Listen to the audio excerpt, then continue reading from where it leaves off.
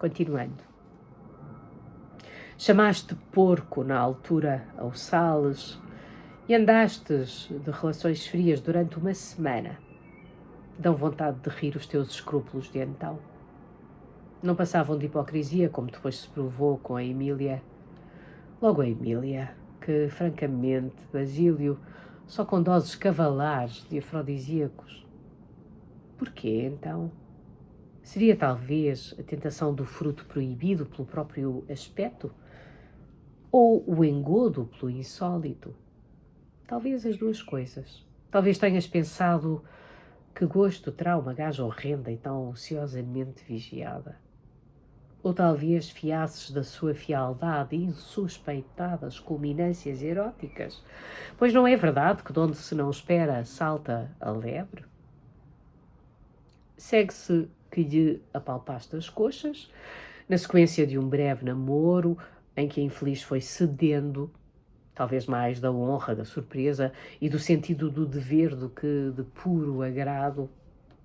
Na manhã fatídica, pediste uma toalha lavada, pretexto para a atrair ao quarto e, ainda ela não transpunha o limiar da porta, já tu, zás, lhe mandavas um senhor apalpão preambular ao coxame.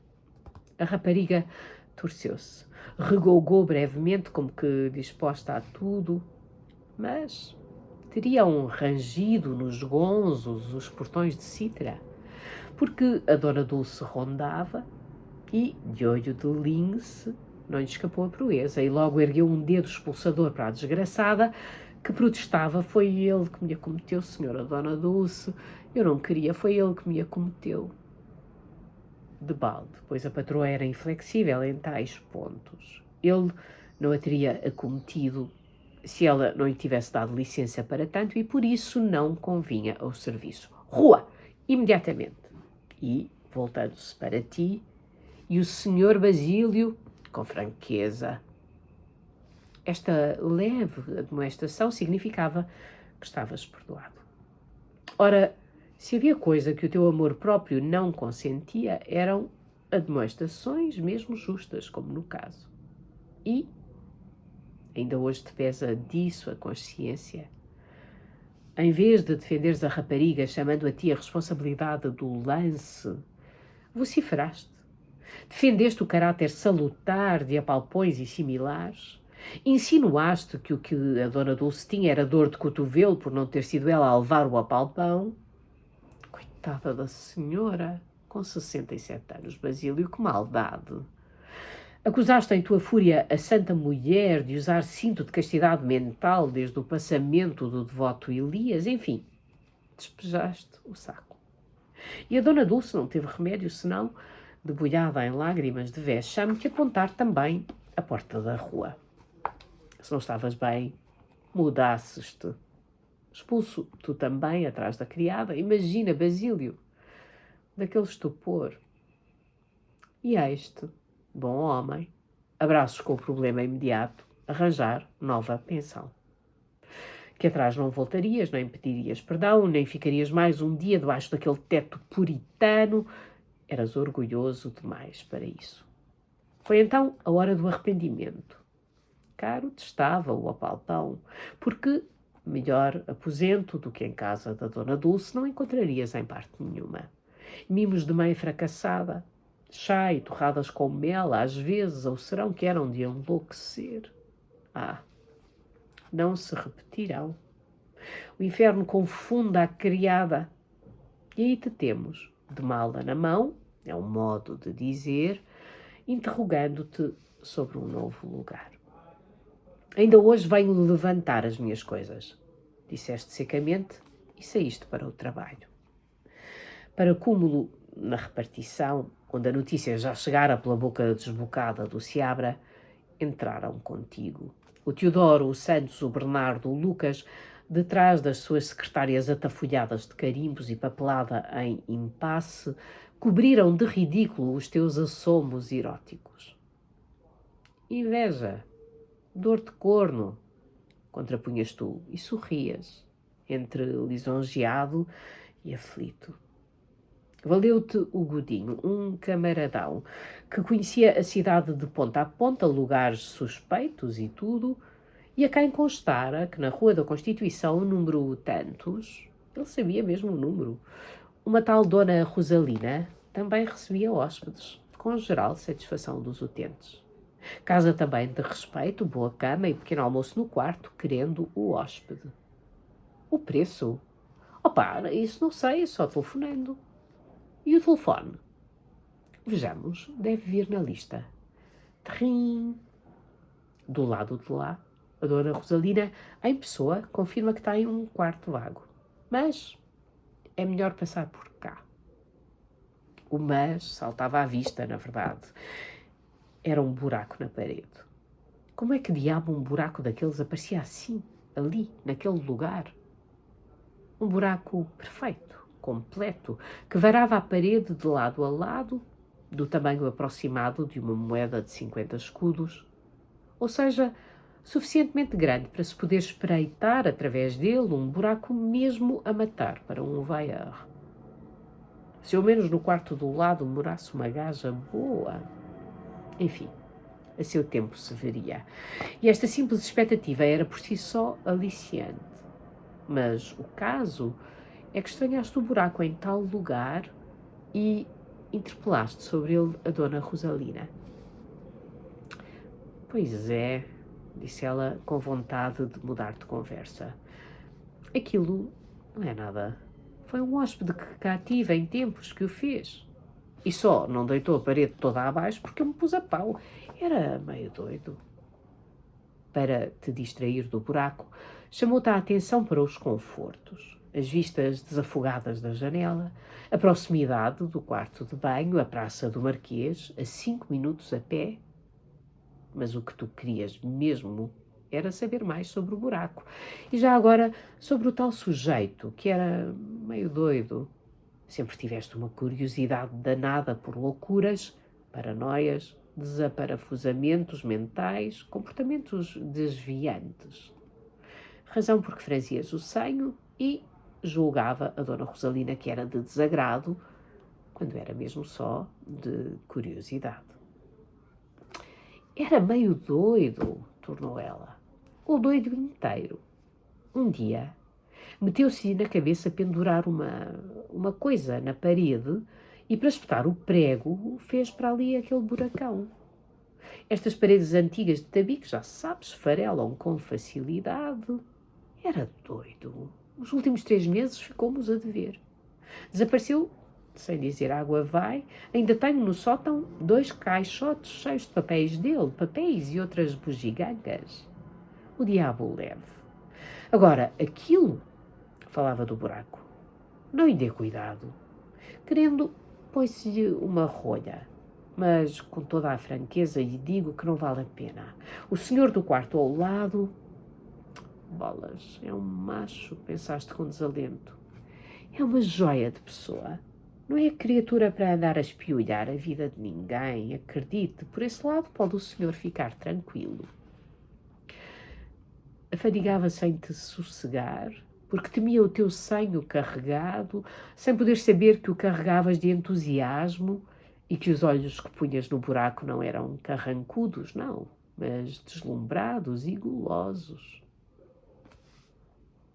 Diz então a senhora que o tal sujeito era meio doido? Doido completo, proferiu com convicção. Se não veja, para espetar um prego, se ele nem dormia de noite. Ah, não? Não cerrava o olho, só escrevia. Diz que tem os papéis dele no sótão. Podem-se ver, se fizer questão. Pode ser que interessem, quem sabe. Ora, borracheiras, que há daquilo ser? Se eu lhe digo que era doido, passava a santa noite a escrever. De repente, dava-lhe para ouvir música, punha o rádio aos berros e já ninguém podia dormir. Outras vezes passeava no quarto, atrás e adiante, dando cada espirro que até parecia coisa má. Os outros senhores estavam-se sempre a queixar do barulho e a luz que ele gastava. Olha, tomava ares confidenciais. A coisa prometia, Basílio. Eu nunca contei outro tanto a ninguém, mas acho que ele devia ter pacto com o demónio. A esta voz, Basílio, de monólogo amador, deste um salto e disseste para a espevitar: que me diz? Contado não se acredita. Aqui para nós, que ninguém nos ouve, sabe o que é que ele queria pendurar na parede? Não sabias, claro. Nem ias responder um violoncelo, um draga-minas, embora ela te concedesse tempo bastante para imaginares a coisa mais extraordinária. Mas como adivinharias? Uma caveira, calculo. Não pode ser. Uma caveira. Costumava tê-la em cima da mesinha de cabeceira, ali, no lugar do candeeiro. Credo, eu até engalinhava com aquilo, coberta com panos pretos, como a coca de um frade, os dentes arreganhados, como a fazer caçoada da gente. Um dia deu-lhe para pendurar. E olha, tanto martelou que fez aquele lindo serviço que ali está. Uma caveira. Sonhaste alto. É verdade. Que Deus me perdoe que eu nem gosto de falar disto, mas uma criada que cá tivemos jura que o viu por mais de uma vez, pelo buraco da fechadura, a adorar a caveira com muitas vénias e rapapés. Outra vez foi visto com a caveira na mão, a arengar numa língua muito arrevesada. Hamlet, pensaste. Pensando bem, até foi uma sorte ele ter sido embora, mesmo ficando a dever, como ficou os 3 meses. Preferi ficar com o quarto vago, só a luz que gastava. Uma vez mais, julgou ler desagrado na tua fronte. Se calhar assustei-o com esta história. Qual? Essas coisas não me assustam. Se quer que lhe diga, até acho uma certa piada. E qual era o modo de vida do sujeito? E quem o sabe? Parece que escrevia, pelo menos papéis, deixou à farta. Uns hóspedes diziam que era poeta, outros que escrevia para os jornais. Mas escrever não é modo de vida para ninguém. Era raro sair do quarto. Às vezes até queria que lhe trouxessem cá o comer. Era um martírio para lhe fazer a cama e arrumar o quarto. Às vezes só a má cara. As criadas era serviço que até nem gostavam nada de fazer, mas olha, já se foi, o diabo que o leve. Se calhar até levou, pensaste. Mais tarde dirias disso, que fora uma heresia, enquanto a dona Rosalina se enxugava do muito calor, aquela pobre e ignorante dona Rosalina que desprezou e insultou, ralhou para lhe poder fazer a cama, sabe Deus a que gênio, e que no fim se dava por satisfeita por ele se ter ido embora, mesmo ferrando um calote de 3 meses. Só porque incomodava os hábitos porcinos dos outros hóspedes, assarapantava as criadas com os seus bibelôs pouco convencionais, recitava Shakespeare arrebatadamente e gastava talvez um pouco de luz a mais. Doido? Doido não. Louco, talvez, que é uma coisa muito diferente. Doido? Vai saber. E é bem capaz de ter sido um gênio, destes que vivem à maneira de Kafka uma vida obscura, um gênio escorraçado pela inhospitalidade da pensão, pelo prosaísmo lorpa dos hóspedes demasiado ocupados com os assuntos pendentes nas respectivas repartições para lhe poderem sequer avaliar a envergadura, incapazes de todo de enxergar 1 centímetro fora da secretária. Também tu eras funcionário público, é certo? Mas que diferença! Via-se nos teus versos o espírito limpo e sonhador. Oh, nada do refucilar 36 horas semanais em torno de circulares e portarias para exigir depois, no quarto de pensão, o aconchego e o repouso que o louco perturbava com os seus usos que não eram daquele mundo. A dona Rosalina, enxugada do suor, insistia, não sei em que passo do que já dissera anteriormente, completando. Com respeito ao buraco, se o quarto lhe agrada, não lhe dê cuidado. Põe-se-lhe uma rolha, que, de resto, como eu digo ao senhor, não vale a pena. A minha casa, toda a gente sabe.